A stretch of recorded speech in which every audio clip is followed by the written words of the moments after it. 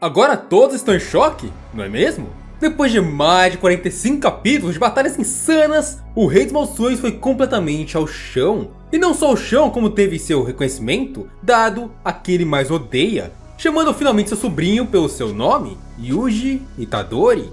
E o que falar daquele que parecia o mais inútil de todos, Fushiguro Megumi? O nosso trio amassou e marcou a queda do mais forte feiticeiro da história. Juntos, Nobara, Itadori e Megumi superaram algo que nem mesmo Satoru Gojo foi capaz de fazer. Nessa reta final, só me resta dizer uma coisa. Sejam bem-vindos a Jujutsu Kaisen 268.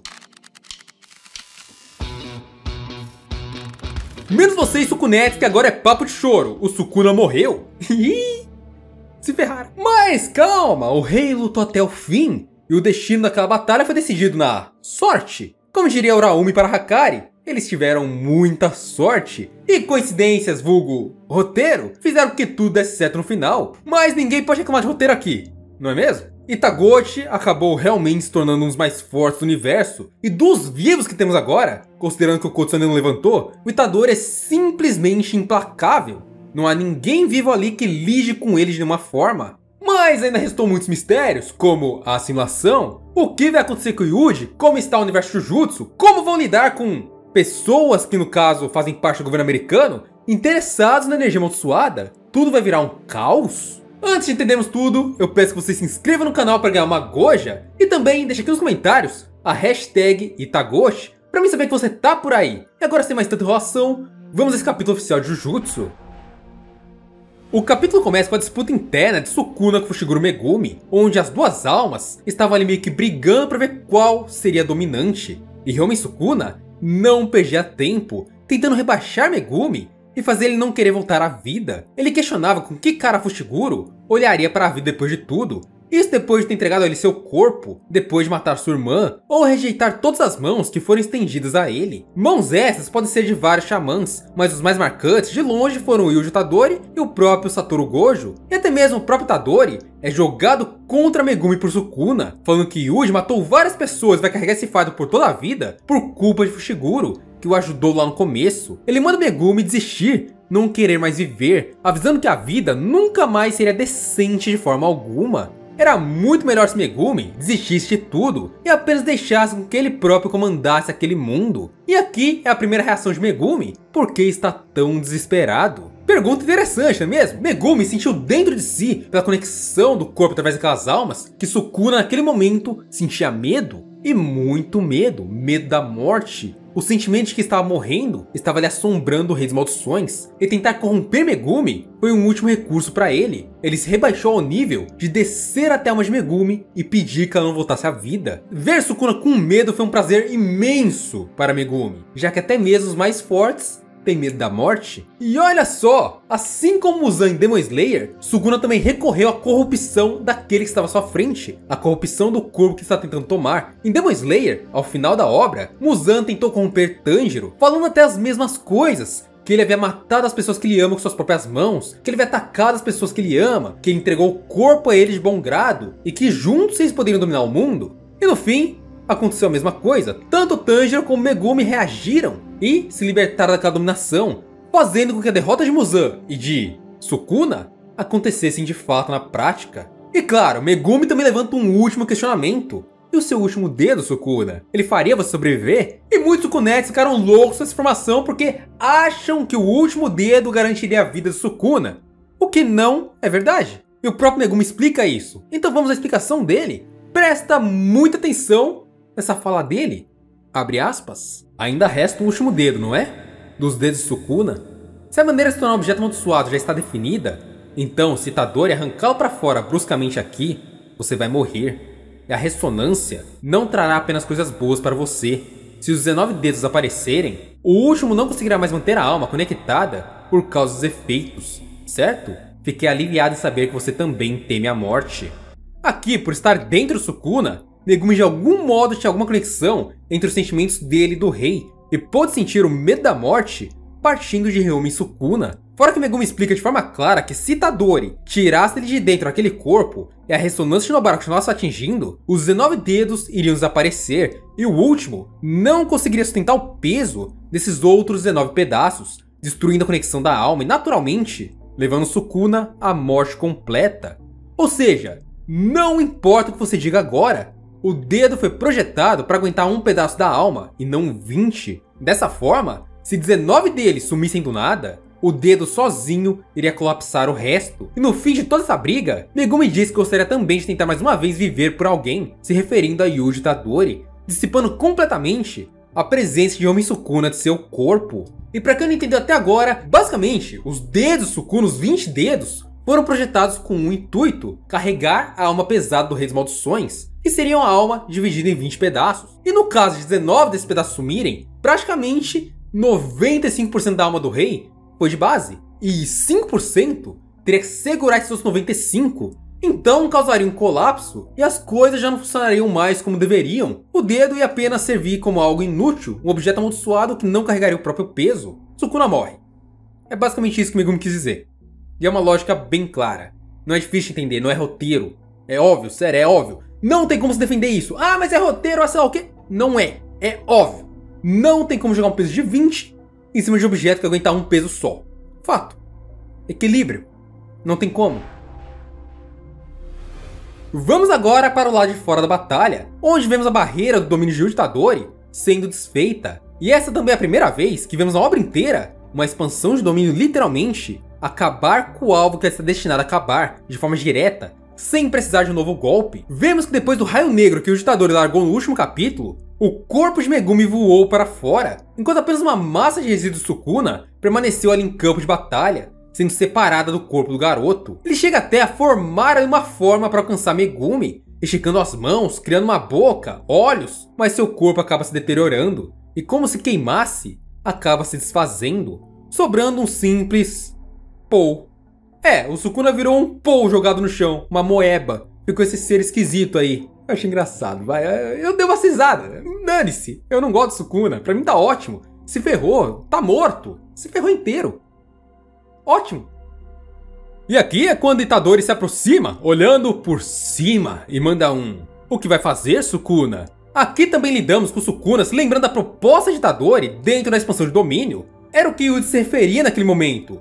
Solte Fushiguro e volte para dentro de mim, e aí eu não te mato, ou eu mesmo pararei você aqui. Temos aqui também um mini discurso aprofundado que vale pela nossa atenção, onde Yuji fala o seguinte: Sukuna, você sou eu, sem saber, carregando uma maldição desde o nascimento. O tipo de monstro que se tornaria era só uma questão de sorte, mas eu tinha o meu vovô. Sukuna, vamos tentar de novo. Ao invés de amaldiçoar alguém, vamos viver junto com alguém. Mesmo que ninguém te aceite, eu sou aquele que pode viver com você. E muitas pessoas ignoram isso, mas Yuji aqui quis ensinar o amor a Sukuna, de uma forma que Yoruzu e Satoru Gojo não tiveram chances de propor. Ele queria diretamente mostrar a Sukuna que ele não precisa ser sozinho, que ele não precisa estar sozinho no mundo, que ele não precisa se isolar. Ele dá essa chance pro Sukuna, dele não ser um monstro mais, e virar apenas mais uma pessoa comum. Bom, é um outro lado da moeda, algo que talvez na mente de Yuji, Sukuna gostaria inconscientemente, mas o rei nega isso. E olha que interessante, na hora da ameaça, o Sukuna olha para Yuji e pela primeira vez na obra inteira, desde o começo, chama o garoto não por moleque, não de pirralho, não de qualquer coisa ofensiva, chama ele de Yuji Itadori. Ou seja, nesse momento, Sukuna reconheceu Itadori como, entre aspas, um igual, mostrando que para sempre, assim como foi com Gojo, ele nunca esquecerá seu nome. Ficou marcado. O nome Satoru Gojo e o nome Yuji Itadori marcaram a mente do feiticeiro mais forte da história. E as últimas palavras do rei foram: não me subestime, porque eu sou uma maldição. Também mostrando que Sukuna, de qualquer forma, aceita o modo que ele viveu e não se arrepende de nada. Ele gostou do que fez durante toda a sua vida. E a todo momento ele apenas esperou aquilo, esperou a morte, fazendo o que bem entendeu. Então ele não vai mudar as convicções ali na frente do Yuji. As convicções foram mantidas. O que é muito raro também para qualquer obra shonen. Normalmente, o vilão, como a Kurama, por exemplo, acaba cedendo ao lado do herói. Mas no caso Sukuna, isso não aconteceu. Ele apenas não mudou as convicções, o que foi perfeito. E pra mim isso aqui é ótimo, tá? Quem não gostou disso aqui, vai assistir Naruto. Chama outra sobra, Sukuna! Eu não aguento mais esse... Então vamos para a batalha de Uraumi e Hakari, onde ambos interrompem a luta. Ao perceber que Sukuna havia morrido, Hakari questiona Uraumi sobre o que ela iria fazer ali. E óbvio que ela já havia desistido de tudo também, não havia mais sentido em continuar lutando com Hakari. Uraumi também disse que Sukuna estar em um corpo reencarnado, como o de Megumi, era o motivo de sua derrota, e não estar em seu corpo original, como foi durante Era Heian. Então, para ela, não se tratou de xamãs serem fortes, se tratou de pura sorte. Algo que Kid Hakari se sente lisonjeado de ouvir. No fim, Uraumi acaba se desfazendo da reencarnação, e também, de uma vez por todas, acaba com aquele corpo e aquela alma, assim como Sukuna virando pó. E olha, eu não gosto de Sukuna, sou sim fã do Gojo, fã do Yuji, mas Uraumi falou algo certo. Se fosse Sukuna Heian, o Sukuna encarnado, o Sukuna original, sem estar com Megumi dentro, era impossível vencer ele. Depois que o Gojo morreu, se tornou impossível essa missão. Se fosse o Sukuna encarnado, não haveria o que fazer. Ele venceria, e não só venceria, como todos, sem exceção, perderiam a vida ali. Ah, mas por que isso aconteceria, Otaguchi? Eu não tô entendendo nada. É simples. Os xamãs apostaram em uma brecha e uma falha que Sukuna tinha em seu corpo, que seria a conexão dele com Megumi. Sem essa conexão, ele apenas iria colapsar e não teria mais um corpo para se manter em uma batalha. Então, o que Yuji fez foi basicamente ficar batendo na fronteira entre as almas durante toda a batalha, do começo ao fim, inclusive obrigando Sukuna até a vomitar os dedos para tentar recuperar essa conexão. Então, sim, se ele estivesse no corpo encarnado, isso nunca seria um problema. E Yuji poderia bater o dia inteiro na alma de Sukuna, ela não sofreria qualquer dano. Já que também temos que lembrar que Sukuna é um xamã extremamente experiente no uso da alma, e também em protegê-la. Afinal, ele protegeu ela de Mahito, algo que Nanami fazia por instinto, mas Sukuna fazia de forma consciente. Então sim, a alma dele também é muito poderosa. Tão poderosa ao ponto de desmantelares como de Yuji não causarem dano a ela, e sim danos à conexão dela com o corpo de Megumi. Se fosse um encarnado, não teria chance alguma disso acontecer, e o Sukuna venceria com certeza. Agora voltamos à base dos xamãs, onde Fushiguro acordava e estragava a surpresa de Nobara e Yuji, que estava escondendo a Kokisaki dentro de uma caixa, para fazer uma surpresa igual o Gojo fez com o Yuji.